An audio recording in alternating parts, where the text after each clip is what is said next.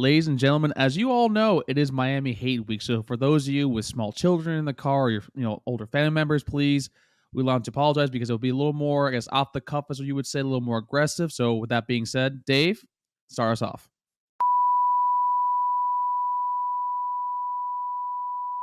Miami. You are Locked On Seminoles, your daily podcast on the Florida State Seminoles, part of the Locked On Podcast Network. Your team every day.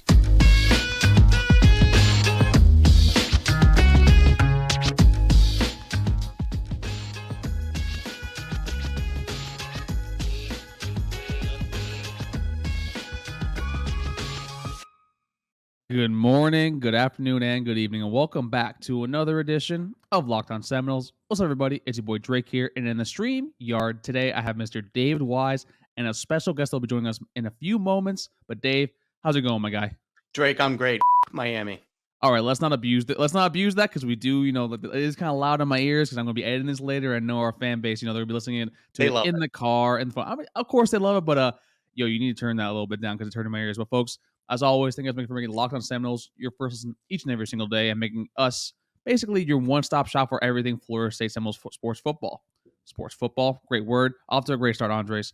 So, Dave, it is hate week. Yes. We're not. Georgia Tech has been closed.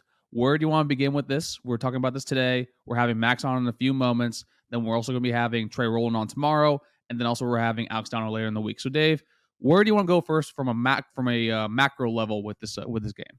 Okay, I think how we should start this is by talking about how bad Miami is. I think that's a good starting point.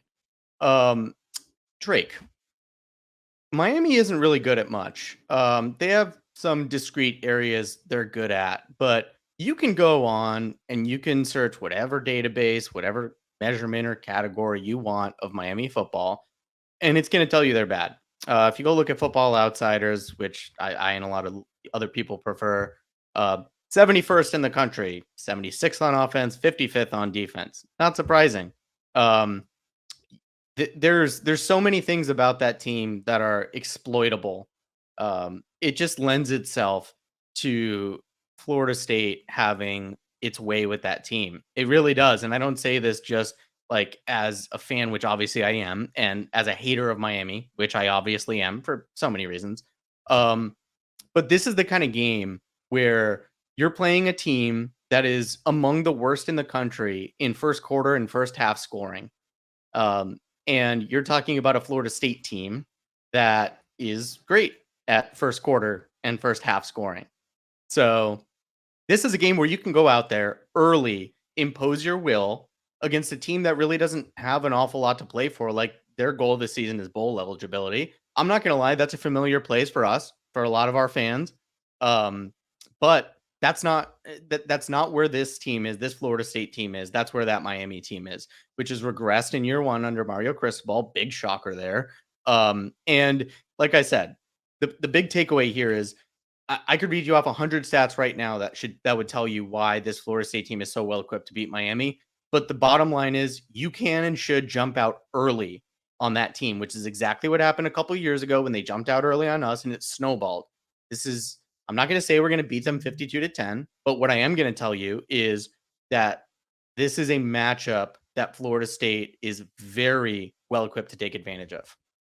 So I do agree with that. I think this is a Miami team that you can definitely see is struggling offensively. Yep. With Tyler Van Dyke going down before the Virginia game, you did see in the previous games before he had 400 yards passing in each of those games. You did see something start clicking as they went a little more up tempo, similar to the Red Lashley offense and scheme that he ran. Not the scheme, but like sort of the pace that he ran. Basically, when Red Lashley was there in the past few years. But overall, with Jake Garcia back there, I think that's more the issue, right? The offensive line is down several starters. I think Zion Nelson's out for the remainder of the season. The interior is also down several starters from the beginning of camp.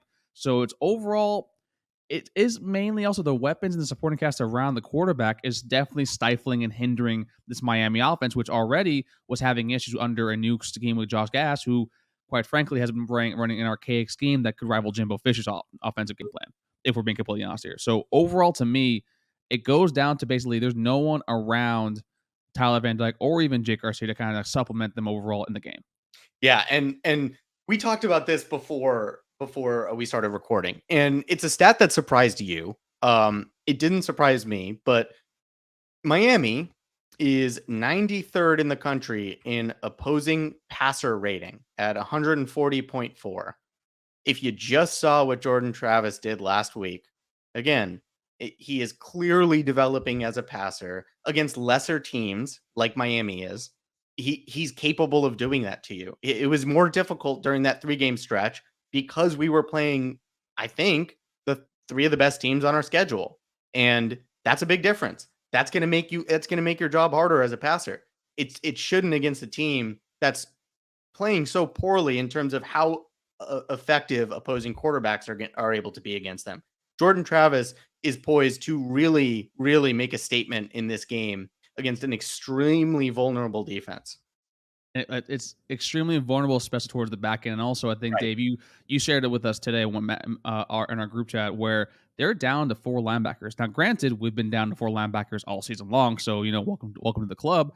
But that's going to be very interesting to see kind of how we utilize players across the middle, whether it be a Johnny Wilson or even I think Marcus and Douglas, or one of the favorite seam routes that I think Max will come on here and discuss a little bit, where is Cam McDonald and also Marcus and Douglas basically trying to make those catches overall. We haven't connected yet, but that's something that should be actually in the wings sooner than later.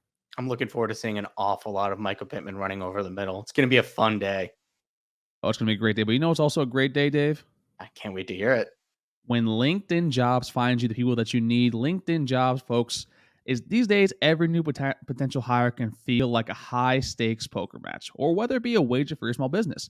You want to be 100% certain that you have access to the best qualified candidates available. That's why you have to check out LinkedIn Jobs. LinkedIn Jobs helps you find the right people for your team faster and, most importantly, for free.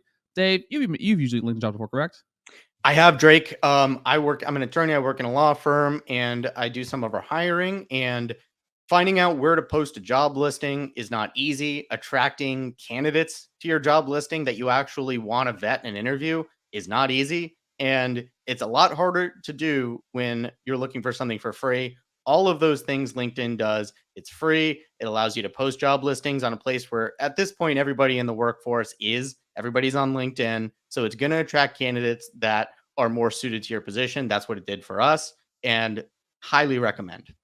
And folks, if you can see Dave's face right now, you don't know him personally. Him being probably someone that's interviewing you for a job is low-key kind of terrifying, if we're being honest with you. But thankfully, LinkedIn Jobs is there to help him out with that, because LinkedIn Jobs helps you find the qualified candidates you want to talk to faster than ever before. Post your job for free at linkedin.com/lockedoncollege. That's linkedin.com/lockedoncollege to post your job for free. And as always, for the free. As always, terms and conditions do apply. Okay, so we've teased our special guest. Without further ado, let's bring him back on here. You know him as one of our best friends. And spoiler alert, he's going to be a groomsman at my wedding. We got Mr. Maximus Mudicus. What's going on, Max?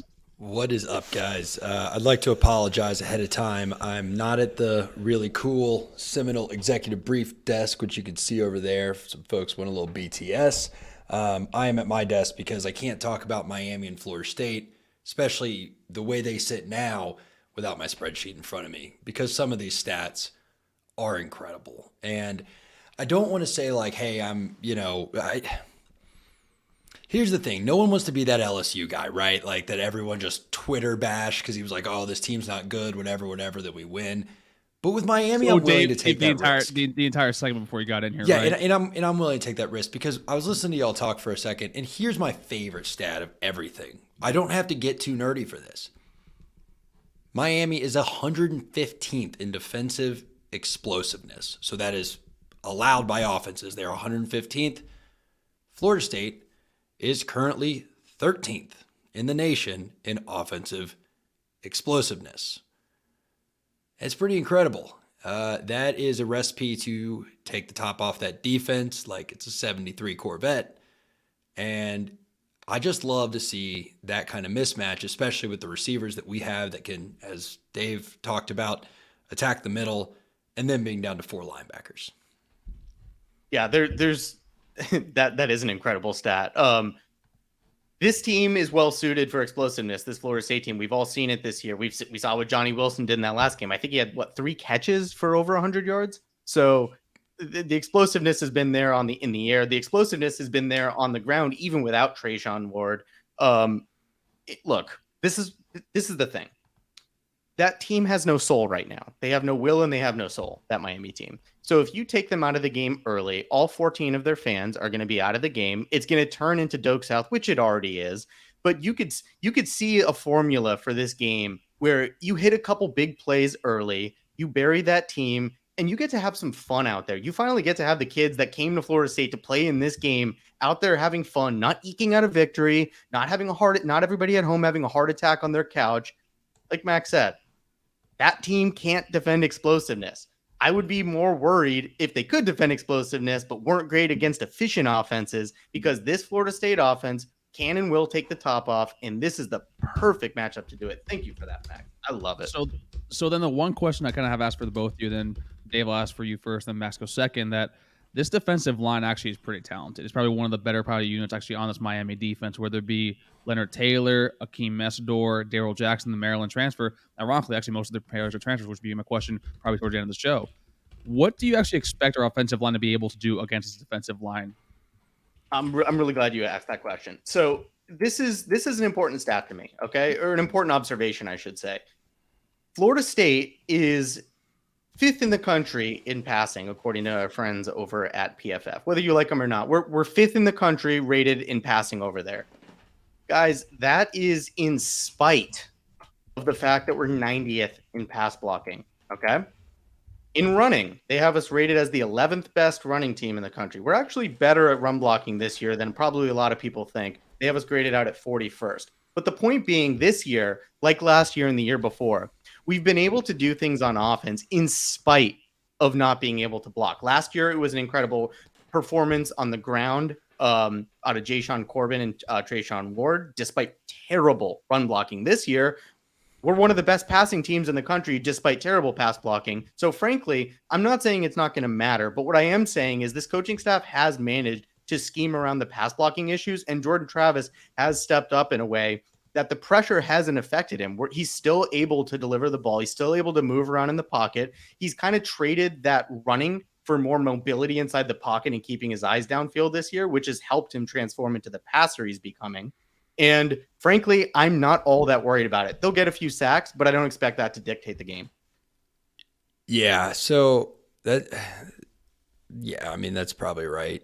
The one thing I will say about this Miami team, at the risk of sounding nice, but just trying to be a bit objective, is that they are good at down-to-down play. Where they've really gotten destroyed this year is what we just talked about, explosiveness. So this isn't a team that we're probably going to move the ball on up and down the field absolutely at will and consistently. I do think it's going to rely on explosiveness. And when you have a good defensive line, it's what we saw against LSU, they can't stop every explosive play. Mm-hmm. So I do expect their defensive line to give us trouble. I think we are... Sorry, I don't have it well sorted right now. I think we're like 20th in the nation on standard down success rate, which is 20th in the nation on standard down PPA, which is very similar. That's way better than we were last year. I expect us to play worse than that against this team, just given the fact that they are 13th in the nation defensively against standard downs. But a defensive line, again, you can't – if your best pass defense is your defensive line – you're going to lose games. And we saw that with them against Middle Tennessee State. Heck, we saw it with us last year against like Clemson, when our best pass defense was a guy who's now playing in the NFL, and he couldn't tackle the quarterback every single time, although he did almost win that Clemson game for us. No, I mean, I completely agree with that. I mean, this is a Miami team that it's super talented. That's kind of why we've been harping on the fact that this team should have been better. Super's a strong word. Say better than they're playing. I don't know if I'll give them super talented. Okay. They're better than they're not playing up to their expectations. That's why I think a lot of people were like, they see the coastal schedule that they had. This team, quite honestly, should probably may have one loss overall, if we're being completely transparent here, and maybe even not have that loss to UNC. So to me, looking at overall, you have the defensive line, then you have also James Williams as well, Corey Flagg, Cameron Kitchens. They have pieces around, but like you're saying, I think Mike Norvell and Alex Atkins need to look at the Middle Tennessee State blueprint, because that's basically how you're able to just explosive play after explosive play after explosive play. So to me, like Dave is saying, I think Micah Pittman, Johnny Wilson, and I wouldn't be surprised Trayshawn Ward's going to be back for this game as well. And I think maybe see Deuce Span's first touchdown, because that kid's going to basically be, I think it's going to be an X factor for this game. Now, before we go over to the break, one question I do want to ask before I forget is we've always talked about how this game is basically, it's a little bit different because it's a rivalry game, but more importantly, these kids on each team grew up playing each other from Pop Warner, middle school, high school, all the sort of thing. Majority of players on this team, and most majority of the starters on both these teams are transfers and particularly aren't from the area. Do you think that still kind of is a thing kind of between the two of these teams because they don't have sort of that sort of a camaraderie or the rivalry between the two?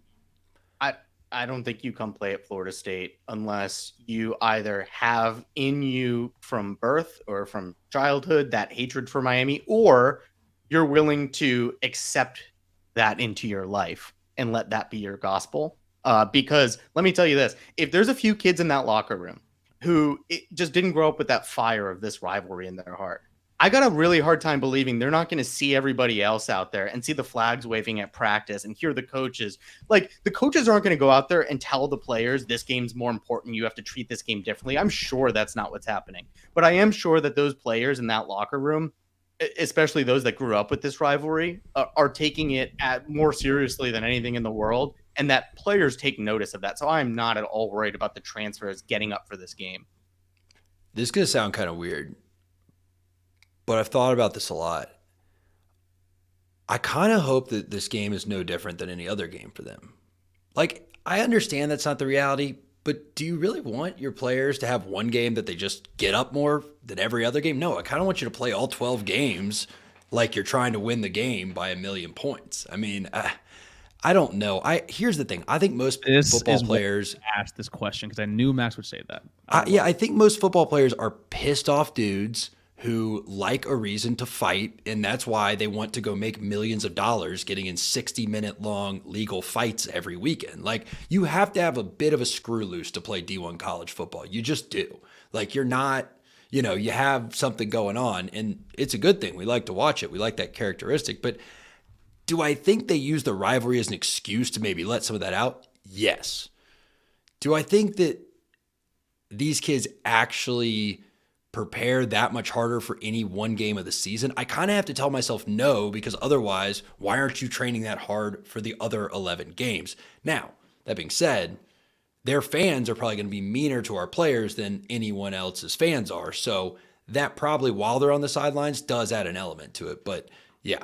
Let's move on over to the next time. But before we do that, folks, we have a friend of the show here, our friends over at BetOnline. BetOnline is your number one source for all your betting football and also the start of the new basketball season. And since Max is on here, Max, do you want to take part in a wager, or are you good for that right now? Sure. Let's do it. Ooh, okay. Let me put the overlay up real quick. Ooh, wrong one. There we go. Let me move this over real quick. So Max, for those of you who don't know, is a very, very big, what's the word I'm looking for here, Dave? He is a Pat Fitzgerald Northwesterner truther. Yes. That is probably his second team, other besides the Penn State Nittany Lions. Arguably so Max, Ohio State travels to Northwestern, and right now Northwestern is a plus 38.5 point underdog. Now, Pat Fitzgerald, in my personal opinion, is very, very close to potentially being fired. So, do you want to take the point total here? Ride with your boy Patty Fitz, plus 38.5, because you did that, I think, several years ago, one of our first shows. Or will you ride with the total here at 59.5? What's the, it's 59.5? Yes, sir. Okay. Score that. Oh, we're live, so I have to go kind of fast. Okay. Sorry, I wasn't ready for gambling questions. My instinct tells me that, Ohio State could probably score that themselves. So, I'm probably just going to take the point total so I don't have to bet against Patty Fitz, because y'all know I have a rule about that. But yeah, that's a tough one. That's what, a projected score of 49-10. The best that doesn't sound lopsided. That doesn't sound lopsided enough. So I'd probably take Ohio State in this, if I'm being honest with myself. And folks, if you do you have a little comment on that, or best 1-7 team in the country, but that's not too many points. Ohio State's gonna do some things that kids aren't gonna want to watch. Yeah, and I got to think, you want to talk about rivalries. Last thing, you got to think C.J. Stroud's probably getting a little annoyed about the dude down in Tennessee getting all the Heisman hype, right? Like, he probably wants to make a point and throw for quite a few touchdowns after only having one last week. Yeah, he might throw for the equivalent of what Miami has thrown all season long. So, folks, ride with Max in basically his sad, gloomy depression when it comes to Pat Fitzgerald, because this will definitely be a swan song. Take Ohio State at minus 38.5. Jeez, that's a large number. Or also take the over, because like Max said, most likely C.J. Stroud will want to prove a point to help his Heisman odds, and take the over at 59.5 at BetOnline, because BetOnline is where the game starts. Okay, gentlemen, now we're at the end of the show. And one of the things I want to do here, one of our favorite shows, it's Always Sunny in Philadelphia. So I want to talk about one thing that Dave loves talking about when it comes to games like this. I want to talk about what the implications would be for this game, going down to the Doak South, going down to University of Coral Gables, and ensuring a victory. David, discuss with us the implications of a win against Miami. Well, there's a really obvious one here, and it has nothing to do with the field or the players on the field right now. Miami, for just inexplicable reasons that don't make sense to me, Miami's recruiting well. It's about all Mario Cristobal can do well as a coach, and that he is doing. They have momentum. They're looking good for in-state talent, which is something we here at Florida State would love to be doing. And that needs to be slowed down.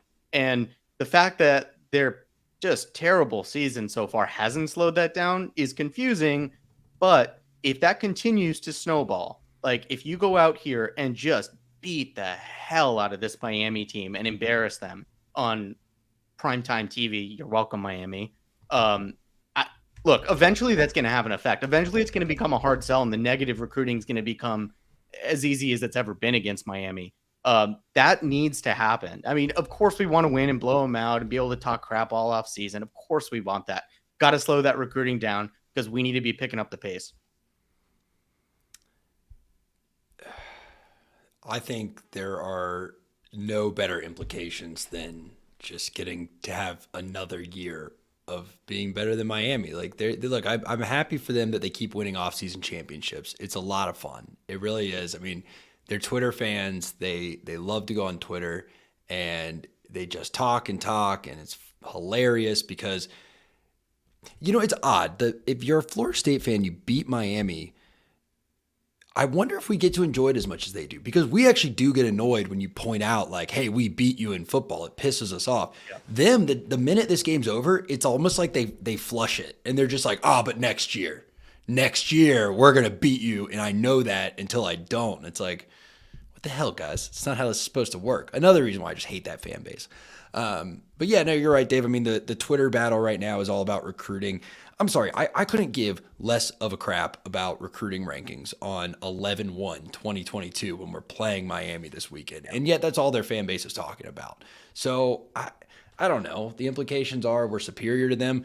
The only thing I will say, Dave, and Drake too, I am firmly in the camp now that recruiting has nothing to do with anything but NIL money if you're a school like Miami. Like Miami, Texas A&M, Texas, somewhat Alabama, but championships there, probably Tennessee. Kids go there for one reason. Like, I don't think kids are that fired up to go to Miami or not based on the result of one rivalry game. I don't think that will impact them as much as $150,000 a year at the age of 19, which unfortunately, due to the world's least endowed billionaire, as his Twitter bravado would suggest, they can write those checks at the moment. So I don't know if it has much of a recruiting implication anymore, as sad as that is, but it will be fun for us fans. No, it'll be a good timing. And that definitely does play a part in it. I mean, we saw that Miami did just land a Kamari McLean, and you do see kind of how the team overall is struggling. But one thing that, Dave did say, he does give Cristobal credit that he actually is a very solid recruiter. And if you look at the staff, especially along the offensive line, they have put players in the NFL, and ultimately the end game for a lot of these 5-star kids, there's a reason why there's only 32 of them, because 247 ranks them as the first 32 picks in the NFL draft. So that definitely is part of it, but especially now, it's definitely part of the equation. The implication for me here, I think, is that this is a first-year head coach. This is a first-year head coach who is struggling in obviously one of the worst divisions among the Power Five, and I think it's something that you need to make a huge statement and actually probably not only beat this Miami team, but play a complete football game from start to finish. Because if Mark Norvell finds a way, because to me, it's you have to find a way to lack execution to lose this game. That will look really, really poorly amongst yourself and the fan base if you lose to this Miami team, especially. I was just gonna say that's the other thing. This is one of the worst Miami teams of the last 40 years, maybe. And they'll tell you that too, honestly. It really is. It's one of the worst Miami teams of the last 40 years, with their Lord and Savior coming in as their coach. Super Mario has done absolutely nothing. This would be such a sting to lose to this pathetic, hapless, useless, embarrassing Miami team. Just can't see that happen. Not only do you have to win, you need to make their players cry or just quit. Honestly, transfer and quit. Go to Akron. I don't know. Go to Miami of Ohio, the better Miami. That's what I need to see. Yeah, man. It is funny you say that because we are almost in a position now where it's so much worse to lose this game than it is rewarding to win this game that it's like, I mean, don't get me wrong, I always want to win the game, but it gets a little more stressful when it's that situation because losing to LSU wouldn't have been that much fun, but like we wouldn't have, after a few hours, really been all that upset about it. Now, the way we lost it, if they'd gone to overtime, different, but you know what I mean? Just if that game plays out and it's a 28-21 game, you're like, hey, good team, we're rebuilding still, whatever. This is a team you lose to, it's like, oh my gosh, what the hell just happened? Like, I don't think I'd put it up there with Jacksonville State, but I would probably put it up there with like Georgia Tech 2015. Like, it would probably be that level of a loss to me where it's like, just no excuse to lose this one, right? Or NC State, probably 2012 almost. Like, it's one of those kind of losses if you lose this thing. And it gets you to bowl eligibility. We haven't even mentioned that. I realize that's not the goal this season, but my God, is that rewarding. That'll be rewarding in the basis for the rest of the way. You basically, if you beat this Miami team, quite frankly, you have a much easier path to 5-0, which will lead us to basically being what is it overall? Like a 9-3 record. And to me, that's something that will be huge, and that will do wonders for recruiting. But folks, that's all the time that we have for today because Dave has a hard stop at 8:25. Maximus, it's great seeing you as always. Please let the folks know where they can follow you and follow your work. Folks, thank you for letting me be here. Make sure y'all check out the Seminole Executive Brief. That is my 10-minute short form show that I bring to y'all 3 times a week. You can find me on Twitter at MaxMoody17. You can find the Seminole Executive Brief on TikTok as well. I try to put out some content for y'all there too. So, guys, again, thanks for having me. Really love being here. It's always a blast. We love you. And we love the TikToks. Yeah, we love you. Yeah, those TikToks are really I'll keep taking hilarious. if y'all keep talking. You know what I'm saying? Keep talking. God, you still can't dance. God. Dave, send the folks home with the podcast and YouTube instructions before I had to come off. Guys, you know where to find the podcast because you're listening to it. Or if you're not, you can find it anywhere you get your podcast: Spotify, Stitcher, Apple, Google Play. For the YouTube, please like the video. This was a good one, I think. If you didn't like it anyways. Why not? You're already there. Subscribe to the channel. Ding the little bell at the top. Turn on your notifications. It'll let you know when our episodes drop. And please, of course, leave us a comment. What are your opinions on what we have said today? What did we get wrong? What were we so right about? And as always, Miami. As always, Miami. And for Dave, for Max, this was Drake. And we'll see y'all next time at Locked On Seminoles. Take care, everybody, and RIP Takeoff.